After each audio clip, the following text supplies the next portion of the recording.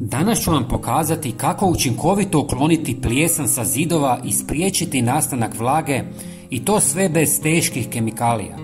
Plijesan na zidovima može ozbiljno ugroziti zdravlje uzrokujući alergije, probleme s disanjem i neugodne mirise. Također oštećuje strukturu zidova i može pogoršati astmu te izazvati respiratorne infekcije. Obično se pojavljuje u vlažnim, loše prozračenim prostorima gdje se zrak kondenzira na hladnim površinama, stvarajući savršene uvjete za njen rast.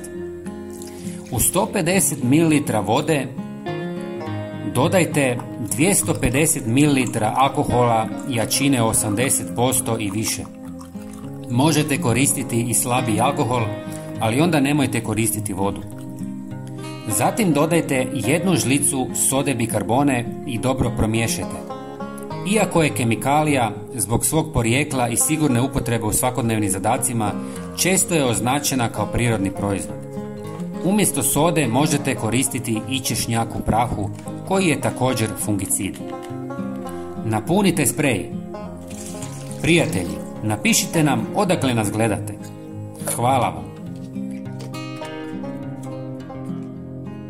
Poprskajte plijesan i ostavite da djeluje 20 minuta. Zatim obrišite krpom ili očistite četkom jer ponekad ima previše plijesni. Možete i ponoviti više puta. Ako želite smanjiti vlagu u prostorijama, najbolje rješenje bilo bi kvalitetan odvlaživač zraka. No oni često mogu biti skupi i nisu pristupačni svima.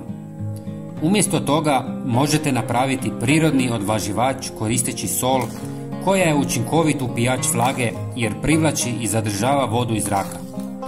Postavljanjem soli u prostorije ona pomaže smanjiti vlažnost i sprječava rast plijesni.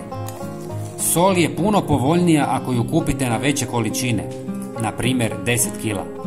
Stavite sol u sve vlažne prostorije. Prijatelji, podijelite ovaj video sa poznanicima kako bismo i njima pomogli. Hvala vam. Pozdrav!